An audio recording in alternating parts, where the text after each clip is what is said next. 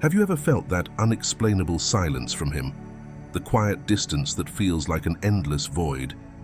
Does it make you question whether he truly cares, or if you've lost the connection forever?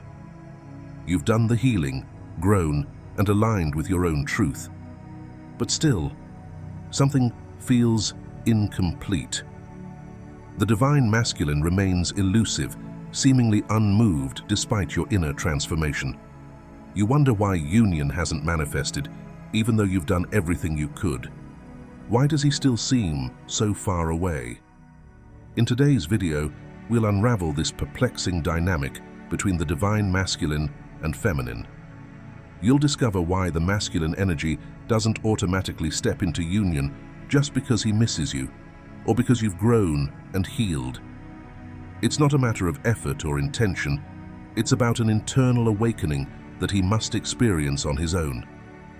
We'll dive into the concept of embodiment and why the masculine can't meet you in the energy of truth until he finds a specific inner readiness. Understanding this profound truth will help you release the frustration and reclaim your own alignment. By the end of this video, you'll not only understand why the divine masculine seems distant, you'll see this phase for what it truly is, a necessary period of growth and soul-level preparation. You'll gain the insight needed to move beyond doubt, embracing your own journey with renewed clarity and strength. Most importantly, you'll realize that his silence doesn't mean the love is gone. It means something sacred is still unfolding within him. Your perspective on union will shift from impatience to understanding, freeing you to continue your own path without feeling held back. If you've ever found yourself caught in the space between connection and distance, this video is for you. Stay with us on this journey of deeper understanding. Like, share, and subscribe to the Spiritual Universe channel to support our community and never miss an update. Leave a comment below, sharing your experience with this quiet distance. Your story might just help someone else find peace. Number 1. The journey to inner readiness. What is it that the divine masculine is still searching for before he can fully choose union? The answer goes beyond mere intention or desire. It lies within a profound inner transformation. It's not about simply wanting to be with someone or feeling a longing that tugs at his heart. It's about meeting himself on the deepest level. He must arrive at a place where he can genuinely declare, "I've met myself, and now I'm ready to meet you." This journey toward union is not just about the other person. It's about his own awakening, his own readiness to embrace truth and vulnerability. Often, it may seem like he's pulling away out of fear or doubt, but that's not necessarily the case. Sometimes, this withdrawal is a sacred preparation, a quiet, introspective phase where he confronts his own shadows, limitations, and unresolved emotions. During this time, his soul is working through the layers that once held him back, gradually breaking free from the patterns that no longer serve his highest self. It's not about resisting the connection, but about honoring the transformation required to fully step into it. In these moments of seeming distance, it's essential to reflect on your own journey as well. Can you hold space for his growth without losing your sense of self? Can you nurture your own soul while he finds his way? This waiting period is not just about him finding himself. It's also a call for you to deepen your own understanding, to explore the lessons your soul is learning through this connection. It's easy to wonder why he's not ready yet, why he doesn't just choose love and move forward. But the truth is, love at this depth requires both souls to be aligned, to be prepared to hold the weight of truth and vulnerability without crumbling under the pressure. Union doesn't happen just because one desires it. It occurs when both are energetically prepared to sustain it. So, while he navigates this transformative path, take a moment to honor your own growth.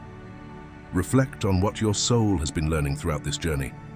Are there patterns you've released or wounds you've healed? Have you found new strength in your own sovereignty? Remember, His readiness is not just a reflection of his journey, it also mirrors the inner work you have been doing. As you hold space for his evolution, continue nurturing your own. Stay rooted in your truth, knowing that when the time is right, his readiness will align with yours. Until then, trust the process, honor your own growth, and know that every step on this path is leading you closer to the union of two souls who have first found themselves. Before we move on, take a moment to reflect on your own journey. How have you navigated the waiting period while your counterpart finds his own inner readiness? Have you discovered new strengths within yourself during this time? We'd love to hear your thoughts.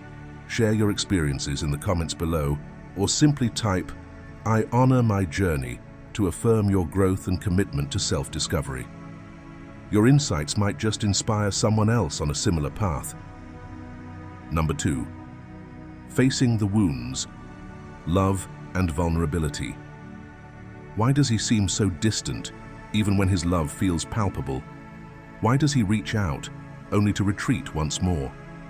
It's not because his heart is absent or his feelings are fleeting. In truth, he feels the depth of love. But there's something within him, an unhealed wound, a buried fear, that prevents him from stepping fully into that love. He wants to be present, to remain in your energy, but just when closeness begins to feel real, his defenses rise, and he pulls back. This push and pull dynamic is not a sign of a lack of care or indifference. Rather, it's a reflection of his internal struggle, the fear of being seen, truly seen, in his rawest, most vulnerable state. The moments when he feels your love the most are often the moments that scare him the most, because they threaten to unravel the armor he has worn for so long. He wants to meet you in that sacred space of union, but there's a part of him that questions whether he can truly hold that space without losing himself. Many misunderstand this journey, assuming that his hesitation means a lack of love or desire. They see his retreat as a sign of rejection, but the truth is far more nuanced.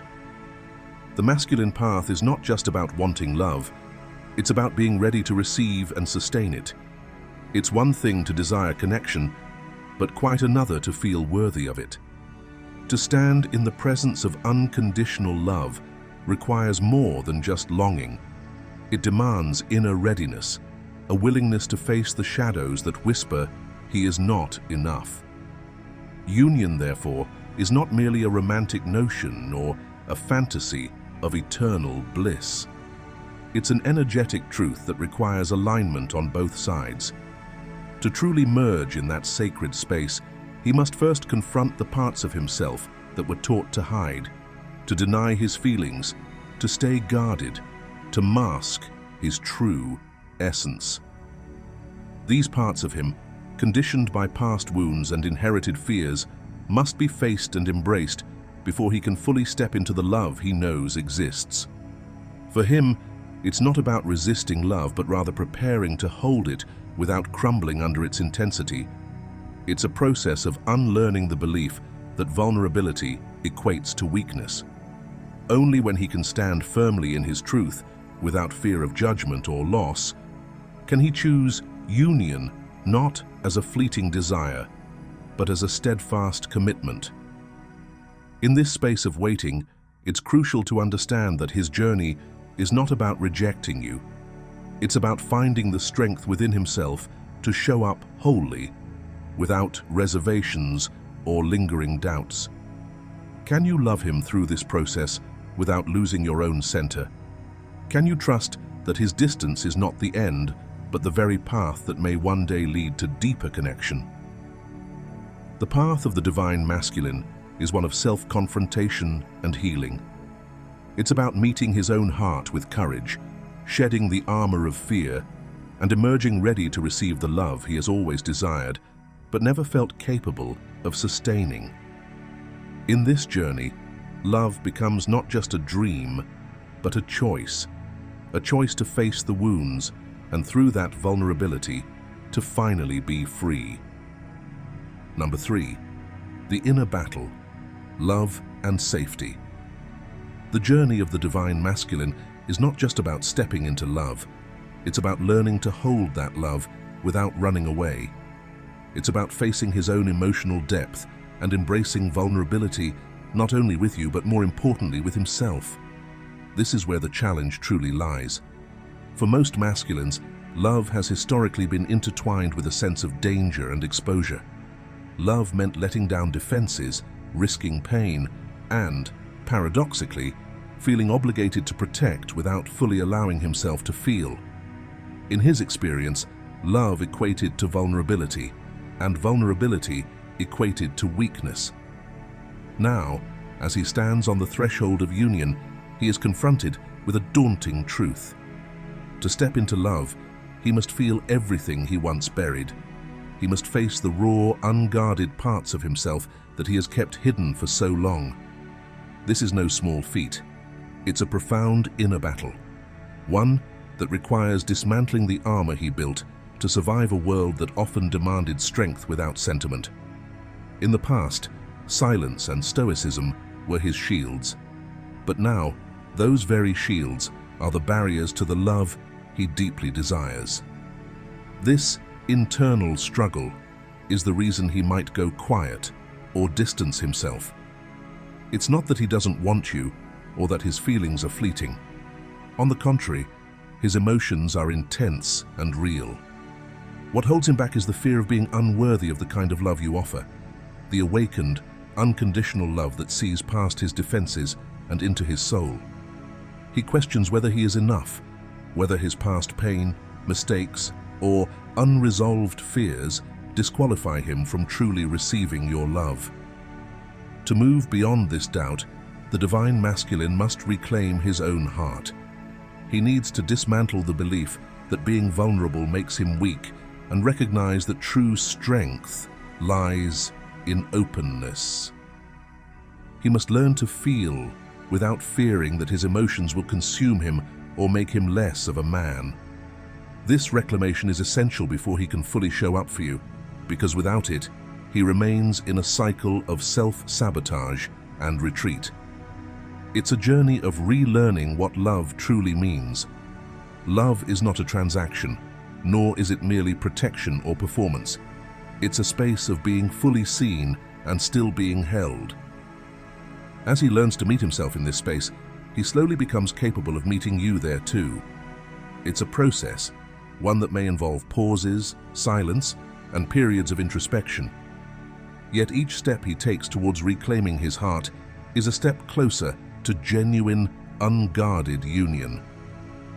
The question remains, can you hold space for his journey without losing your own center? Can you trust that his silence is not a rejection, but a necessary part of his transformation? Just as he learns to honor his emotions, you too are being invited to honor your own heart, without waiting for him to catch up, but instead holding love as a constant, unwavering truth. When he finally emerges from this inner battle, it won't be with grand declarations or sudden epiphanies. It will be a quiet, steady return, an embrace of his own heart, and by extension, yours. It is in this acceptance that true union becomes possible, not as a fleeting fantasy, but as a grounded, soulful reality. Imagine a man who has always been taught that strength means suppressing emotions. Growing up, he learned that vulnerability was a weakness, that expressing sadness or fear made him less of a man. In his relationships, he wore a stoic mask, always in control, never showing his softer side. Then, he meets someone who sees beyond the facade, someone who loves him not for his strength, but for his authenticity. Suddenly, he feels exposed, like his carefully built walls are crumbling. One evening, while sitting quietly together, she gently asks him about his feelings, and his first instinct is to withdraw. He wants to share, to open up, but a voice inside tells him it's not safe, that if he reveals his true self, he might lose her respect. He pulls away, not because he doesn't care, but because he fears being vulnerable. Yet, over time, he notices that each time he shows even a hint of his true emotions, she doesn't criticize or judge. Instead, she listens, holding space without pressure. Gradually, he begins to realize that love doesn't demand perfection or invulnerability. It's in these small, tender moments that he starts to reclaim his heart, recognizing that real strength lies not in guarding his feelings, but in embracing them. Through this gradual process, he learns that union is not about proving his worth, but about sharing his truth, even when it feels uncomfortable. Number 4. The real question: can you hold space? In the journey of love and union, one of the hardest lessons to embrace is the art of holding space, without urgency, without demand, without the need to accelerate someone else's growth. It's not about rushing his process or sitting in quiet anticipation, waiting for him to finally be ready. Rather, it's about cultivating a deep, unshakable trust in the sacred timing of both his journey and your own. The real challenge lies in shifting from a sense of urgency to a state of trust, from longing to allowing, and from expectation to acceptance. Can you make that shift? Can you anchor yourself in the energy that whispers, "I trust you're becoming, and I trust mine too"? This isn't a passive surrender, it's an active commitment to honor your own readiness while holding compassionate space for his. When you embody this energy, you create a safe, magnetic presence that naturally calls him home, not through force, but through authenticity and unwavering faith. You become a living invitation for him to step into his own truth without pressure or coercion. What the divine masculine truly needs before choosing union is to choose himself first. He must reach a place where he can look at his reflection and see someone worthy, whole, and complete. This inner alignment doesn't happen overnight, and it's not something you can do for him. It's a journey of remembrance, of remembering how to love himself, how to honor his own heart, and how to trust his own becoming. Until that choice is made within, no external relationship, no matter how powerful, can force him into union. This truth can be painful. It's not because he doesn't love you, it's because he has yet to rediscover how to love himself. The distance you feel is not a reflection of his lack of love, but rather an indication of his internal struggle to reclaim his own soul. Sometimes, the most profound love is the willingness to hold space without demands, to trust without guarantees, and to allow both yourself and him the time needed to evolve. So, the real question is, can you hold space for his transformation without sacrificing your own growth? Can you nurture your own soul's journey while trusting that his path will unfold as it must? The answer lies not in waiting, but in living fully and courageously, grounded in your own truth while allowing his journey to unfold. Holding space doesn't mean putting your life on hold. It means staying open, staying rooted, and allowing love to flow freely without resistance. By embracing this perspective, you release the weight of trying to control the outcome. You free yourself from the exhausting cycle of wondering, hoping, and questioning. Instead, you become a serene presence, a lighthouse guiding him back to himself and ultimately to you. In this sacred stillness, true union becomes not just a possibility, but an inevitable reality, grounded in love, trust, and mutual becoming. Number 5. Healing the wound of unworthiness. At the core of the masculine journey lies a profound and often overlooked wound, the feeling of unworthiness. This wound is not a loud, obvious pain, but a quiet, persistent belief buried deep beneath layers of ambition, control, and stoicism. It's the voice that whispers, "You are not enough," convincing him that no matter how much he gives or achieves, it will never truly be sufficient. This belief tells him that he can't love you in the way you deserve, that someday you'll see past his efforts and realize his inadequacies, and ultimately, that you'll leave. This wound operates like an invisible thread, subtly guiding his actions and reactions. It's the force that compels him to prioritize work over presence, to immerse himself in tasks that reaffirm his value rather than risk the vulnerability of intimacy. It's why he shies away from emotional conversations, fearing that exposure will only prove his deepest fear, that he's not good enough. It's also why he may push you away when things feel too safe, too stable, or too real, as if comfort itself is a threat to his guarded heart. The masculine has been conditioned to equate worthiness with productivity, strength, and control. To him, being vulnerable feels like surrendering the very traits he has spent a lifetime building. Society often reinforces this idea, teaching him that love must be earned, fought for, and maintained through tireless effort. He learns to become the protector, the provider, and the one who never falters. In this process, his own emotional needs become secondary, almost invisible, hidden beneath the surface of his determined exterior. But true healing requires him to confront this core belief head-on. It's not about proving himself through achievements or shielding his heart behind a wall of stoicism. Rather, it's about recognizing that his worth does not depend on how perfectly he fits the mold of strength and stability. Healing demands that he dismantle the survival mechanisms that have kept him safe, yet emotionally distant. It requires him to shed the armor that once served a purpose, but now holds him back from experiencing true connection and love. To heal, the masculine must sit with his vulnerability, allowing himself to feel the raw, unfiltered emotions he has long suppressed. This process is not comfortable, but it is essential. It means facing the fear that if he shows his authentic self, he may not be accepted or loved. It's a journey of unlearning the notion that he must be invulnerable to be valued. In shedding the weight of this belief, he allows his heart to open to love without fear of inadequacy.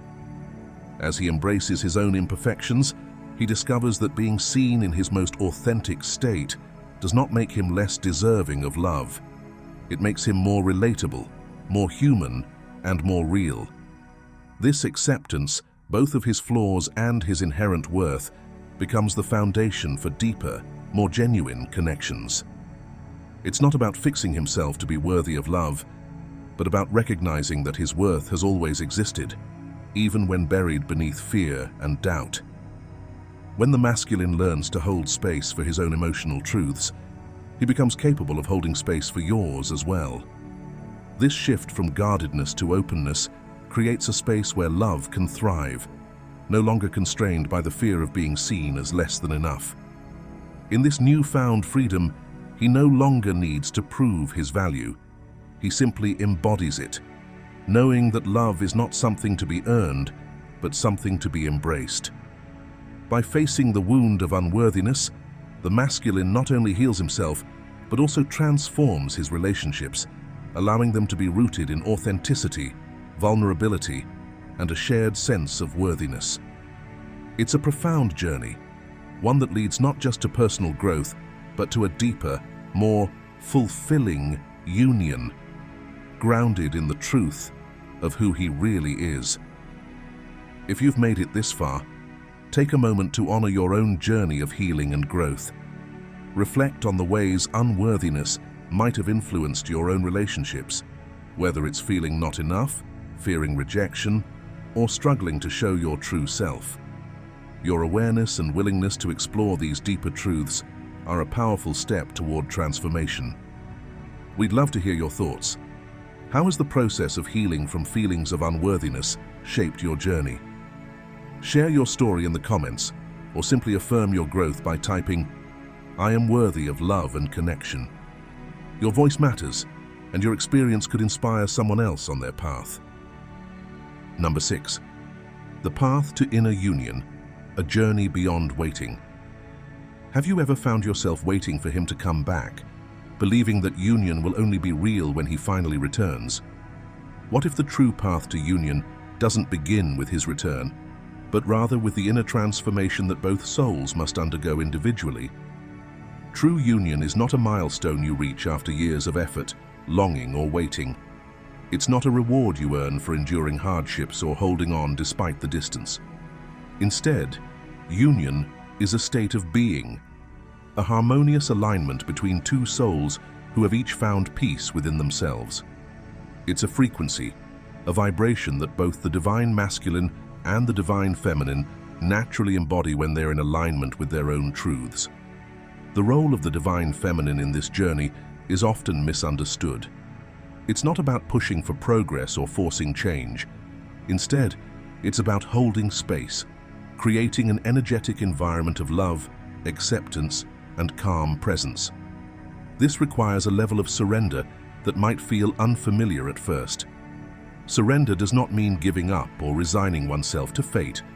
It means letting go of the need to control the outcome. It means embodying love without attachment, expressing your truth while being at peace with how it unfolds.